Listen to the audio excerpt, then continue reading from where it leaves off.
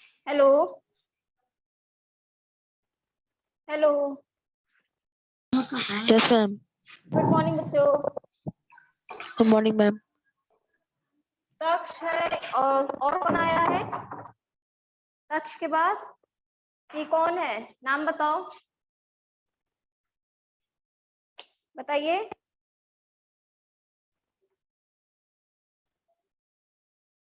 Number A है, किसका है? ASUS करके है। बताओ, नहीं तो प्रेजेंट नहीं लगेगी आप लोगों की। कौन है? नाम बताओ।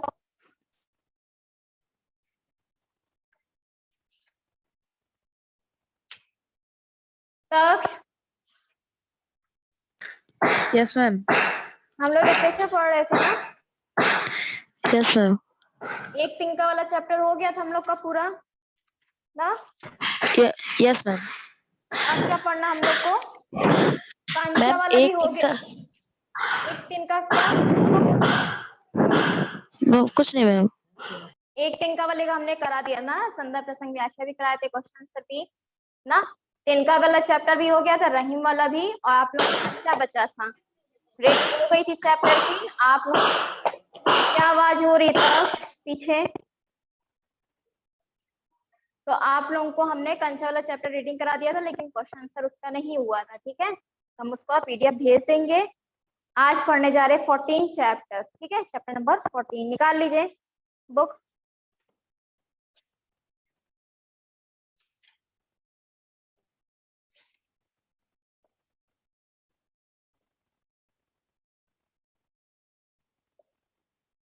चैप्टर 14। ठीक है,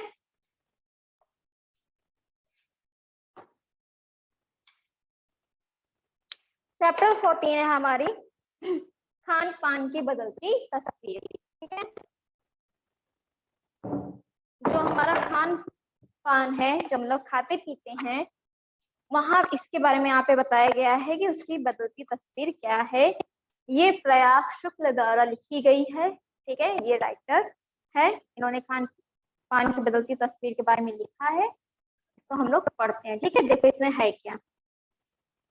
स्टार्ट करें तक्ष? Yes ma'am. चलिए यस मैम। ध्यान से सुनिएगा। ठीक है, फिर क्वेश्चन आंसर पूछा जाएगा, क्वेश्चन पूछेंगे आपसे। पिछले 10-15 वर्षों में भारत में खान पान की संस्कृति बहुत बदली है।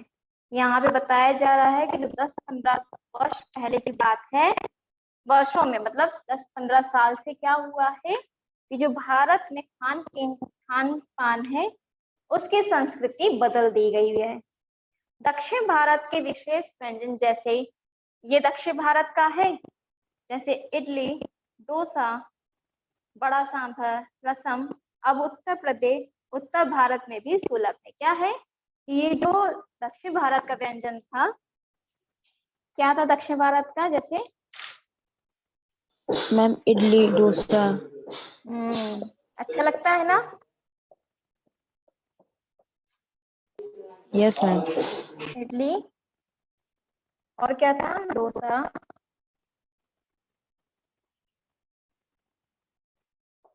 बड़ा पाव या बड़ा सांभर कहते इसे। ठीक, ये क्या था? रसम। अब तक क्या था? ये दक्षिण भारत में ही था। ये सब चीजें क्या थी? ये सिर्फ दक्षिण दक्षिण भारत में ही थी। लेकिन अब क्या है, उत्तर भारत में भी यह आसानी से सुलभ, मतलब क्या होता है, आसानी से उपलब्ध हो गई है। तो उत्तर भारत की रोटी दाल साग, हमारा भारत का खाना क्या था उत्तर भारत का? दाल भात, रोटी साग। और विशेषकर यहाँ की ढाबा संस्कृति पूरे देश में फैल चुकी थी। क्या था? अगर कोई व्यक्ति है जो घर पे अगर खाना नहीं खाता था या नहीं मिल पाता था, वो क्या करता था, जैसे ऑफिस जा रहे हैं तो वो क्या करता था, ढाबा पे जाता था और वहां पे दाल रोटी साग सब्जी खाता था। तो ये क्या था, ढाबा संस्कृति पूरी फैली हुई थी। फास्ट फूड जैसे बर्गर, नूडल्स आदि पूरे देश में तेजी से प्रचलित हुए। फिर क्या हुआ? फास्ट फूड आया। फास्ट फूड में क्या क्या होता है? Ma'am burger pizza. जो आप लोग सबसे ज्यादा खाते हैं ना, बर्गर, नूडल्स, पिज्जा, ठीक है। ये क्या था, ये फास्ट फूड था जो बहुत तेजी से क्या हुआ, प्रचलित हो गया। भारत के अलग अलग क्षेत्रों की विशेषताएं माने जाने वाले कुछ प्रमुख खाद्य पदार्थ अब तक पूरे देश में कहीं भी आसानी से मिल जाती। क्या था, ये जो भारत के अलग अलग क्षेत्रों में थी विशेषताएं इनकी थी, ये क्या था, ये भारत के अलग अलग क्षेत्र थे। दक्षिण भारत का खाना अलग था, ठीक है, फिर यहाँ उत्तर भारत का खाना अलग था। तो यहाँ पे बताया जा रहा है कि भारत में जो अलग अलग क्षेत्रों की विशेषता माने जाने वाले कुछ प्रमुख खाद्य पदार्थ अब तक पूरे देश में कहीं भी आसानी से मिल जाते हैं, जैसे गुजराती ढोकला, गाठिया, बंगाली मिठाइयाँ आदि। क्या है, गुजरात का जो है वो ढोकला बहुत ही प्रसिद्ध है, वहाँ की और बंगाल की मिठाइयाँ आदि मिल जाती हैं। अंग्रेजी राज में साहिबी ठिकानों तक सीमित रहने वाली ब्रेड अब तक लाखों करोड़ों हिंदुस्तानियों की रसोई में प्रवेश कर चुकी था। क्या था, जो अंग्रेजी राज था, तो वहां पे क्या था, उनके लिए बहुत ही प्रचलित खाना कौन सा था, ब्रेड, ठीक है, उनका नाश्ता क्या था, ब्रेड। Yes, ma'am. तो अब क्या है, ये पूरे हिंदुस्तान में फैल चुका है, हर लोग के घर में अब ब्रेड आसानी से उपलब्ध होता है। खान पान में आए इस बदलाव में सबसे अधिक प्रभावित युवा वर्ग है। हम लोग जो हैं, युवा वर्ग में कौन आते हैं, हम और तुम, जो, ठीक है, जो हम लोग हैं युवा वर्ग हैं, वो क्या करते हैं, इस टाइम में बहुत ही खान पान में इस टाइम क्या हुआ है, हम लोग उससे सबसे ज्यादा प्रभावित हुए। जो हमारे बड़े लोग हैं, हमारे पेरेंट्स हैं, वो अभी भी नहीं इतना बदले हैं, प्रभावित नहीं हुए जितना हम लोग हैं, युवा वर्ग है, और जो आने वाली पीढ़ी होगी जितना बदलेगी, ठीक है। उन्हें स्थानीय व्यंजनों की तो अधिक जानकारी नहीं, उन्हें जो अपने घर का खाना, स्थानीय मतलब जहाँ वो निवास करते हैं, जहाँ के वो रहने वाले हैं, उनको जितना ये सब खाने के बारे में नहीं पता है, उनको नए नए व्यंजन के बारे में पता है।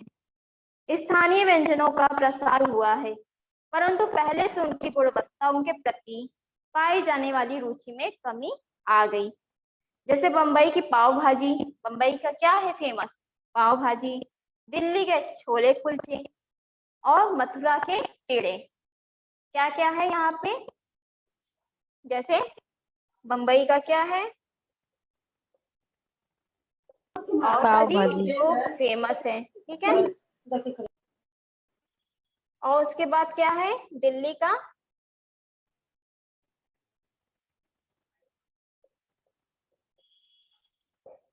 है छोले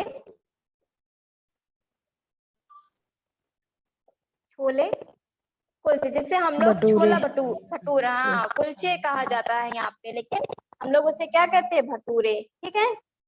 और मथुरा के क्या है, पेड़े, ठीक। आगरा के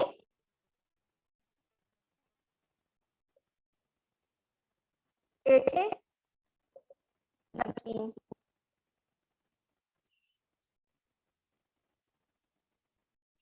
ठीक है। तो ये फेमस चीजें हैं यहाँ की। तो यहाँ पे क्या बताया जा रहा है, ये पेठे नमकीन आदि फेमस है। पहले की तरह हर मौसम के फलों और अन्य के प्रयोग से जो अलग अलग तरह के पकवान बना करते थे, उन्हें बनाने की फुर्सत अब लोगों के पास नहीं है।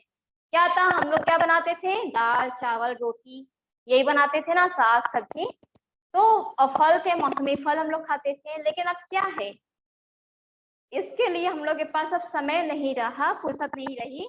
अब क्या करते हैं, जल्दी से अगर हमको भूख लगी तो जाते हैं, ये सब चीजें मंगा के हम लोग खा लेते हैं, ठीक। आधुनिक युग में स्थानीय व्यंजनों के प्रति घटती रुचि ने विदेशी व्यंजनों को बढ़ावा दिया। क्या था, जो स्थानीय लोग थे आधुनिक युग में, वो व्यंजनों के प्रति क्या थी, उनकी रुचि घटती जा रही थी। तो जब विदेशी जो अब जब आया व्यंजन आए, तो उससे क्या हुआ, बढ़ावा मिल गया, ठीक है। इसका मुख्य कारण उनकी तैयारी में लगने वाला कम समय।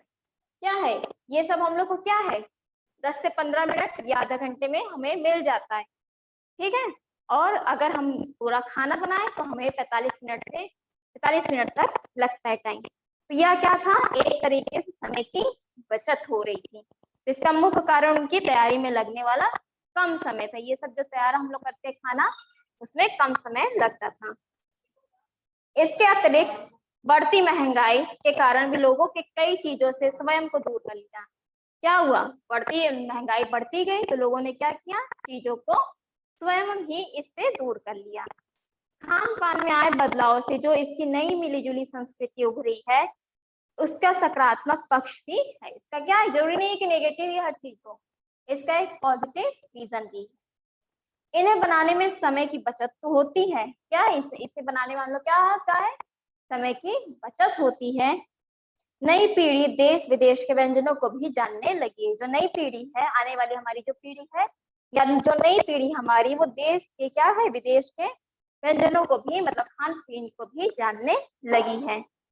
खान पान की इस नई संस्कृति में राष्ट्र को एक सूत्र में बांधने का कार्य भी किया गया। जो खान पान की ये तस्वीर है, नई संस्कृति है, उसमें क्या हुआ है, उसमें राष्ट्र को एक क्या किया गया है, राष्ट्र को एक सूत्र में बांधने का कार्य किया। क्या, क्यों, मिली जुली संस्कृति, मतलब जो इतने हैं, ठीक है, तो क्या है, जो राज्य है हमारे ये सब, इसे क्या किया गया है, मिला दिया गया। ठीक है, हर जगह इनकी संस्कृति, Yes, इनका भोजन क्या है, अलग है। तो इसका एक रीजन है कि विदेशी व्यंजनों को बढ़ावा देना और इसको मिला देना। ठीक है, खान पान की इस नई संस्कृति में राष्ट्र को एक सूत्र में बनने का भी कार्य किया है। अब ध्यान देने योग्य बात यह है कि स्थानीय व्यंजन जिन्हें एथेनिक कहा जाने लगा है, उनके पुनरुद्धार का प्रयास किया जाए। ठीक है, जो स्थानीय व्यंजन है इसे क्या कहा जाता है, दिख रहा है, हाँ मैम दिख रहा है। स्थानीय व्यंजनों को हम लोग क्या कहते हैं, यहाँ पे एथनिक कहते हैं। ठीक है, यहाँ पे जो हमारा स्थानीय मतलब है, जहाँ हम लोग निवास कर रहे हैं, वहां के भोजन को हम लोग क्या कहते हैं, वहां के भोजन को हम लोग कहते हैं एथनिक। ठीक है, एथनिक कहा जाने लगा।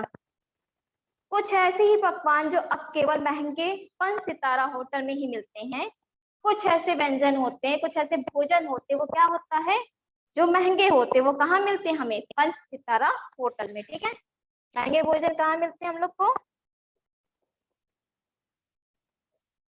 महंगे भोजन हमें मिलते हैं 5 सितारा होटल में। ठीक है, Yes, ma'am. 5 सितारा होटल में ही मिलते हैं। ठीक, उसके बाद क्या बताया जा रहा है, उन्हें शने शने, शने शने मतलब होता है धीरे धीरे लुप्त हो जाने से बचाना हमारी जिम्मेदारी। जैसे पूरी, कचौड़ी, जलेबी, समोसे आदि। फिर क्या था, ये सब भोजन आए, लेकिन क्या था, हमारा जो स्थानीय भोजन था वो धीरे धीरे क्या होने लगा था, समाप्त होने लगा था। तो उसे क्या करा जाने लगा, हम लोग को उसे क्या करना था, हमारी जिम्मेदारी थी हमें बचाना। तो वहाँ का क्या, हमारा ये क्या है खाना, स्थानीय पूरी, कचौड़ी, जलेबी, समोसे आदि। ठीक है, जो ये सब खाने हैं वो हमारा स्थानीय खाना था। ठीक है, कई स्थानीय व्यंजन जो केवल आधुनिकता के कारण छोड़े गए हैं। कुछ ऐसे व्यंजन है, खान पान है, जो आधुनिकता के कारण हमारे लिए छोड़ दिए गए हैं, उन्हें गायब होने से बचाना होगा। कुछ ऐसी चीजें जो आज भी लोग क्या है, जो स्थानीय लोग हैं, वो आप दाल चावल सब्जी रोटी को नहीं पसंद कर रहे। ठीक है, उन्हें क्या चाहिए, चटपटा खाना चाहिए, पूरी कचौड़ी चाहिए। तो उसे क्या करना चाहिए, उसे बचाना चाहिए।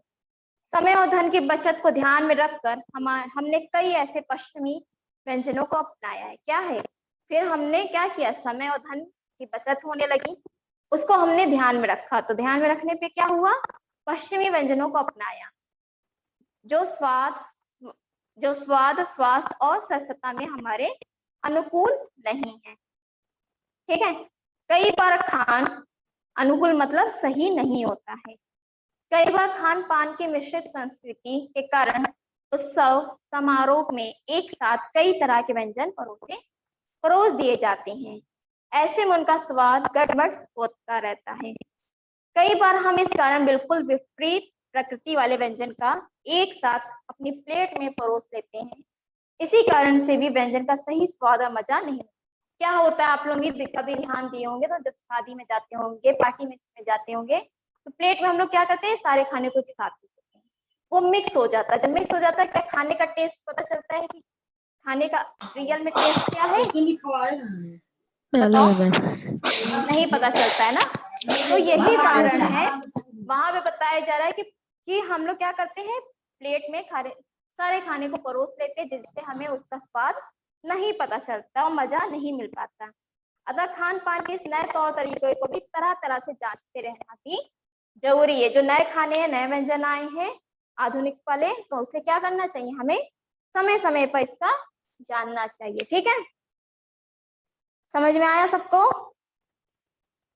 बताओ आर्यन, रुद्राक्ष, तक यस मैम।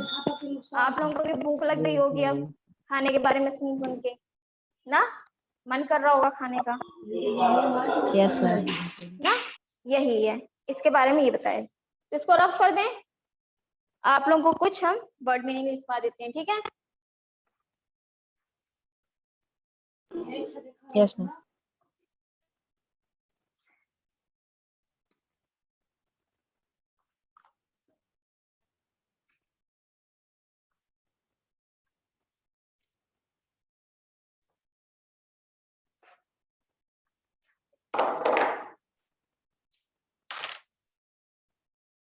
खान पान मतलब क्या होता है?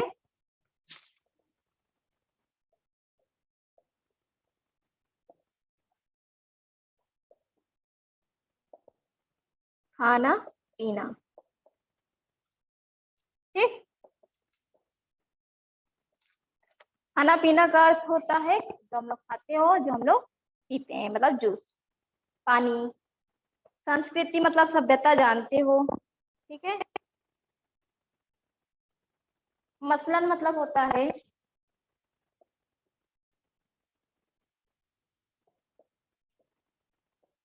उदाहरण स्वरूप।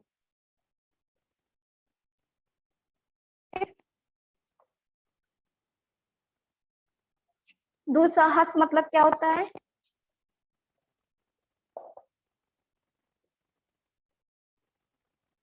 बताइए क्या होता है इसका मतलब? इसका मतलब होता है गलत कार्य करने की हिम्मत।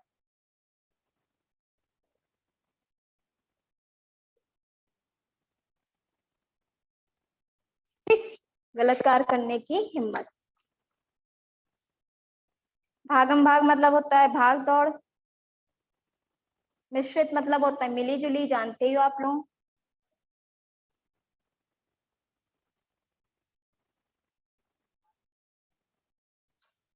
विविध मतलब होता है अनेक प्रकार का जो भोजन होता है, उससे यहाँ पे बात की प्रकार, जितने प्रकार के हमारे पास भोजन होते हैं।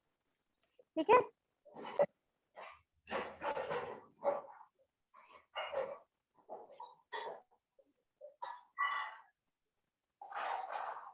निखालिस मतलब होता है शुद्ध। शुद्ध भोजन क्या करना चाहिए, खाना चाहिए। ठीक है, तो चैप्टर समझ में आया आप लोगों को? Yes ma'am. Aryan, Rudraksh, yes ma'am. मैं श्रेया, समझ में आ गया ना? चलिए क्वेश्चन आंसर बताएंगे कुछ। साक्ष,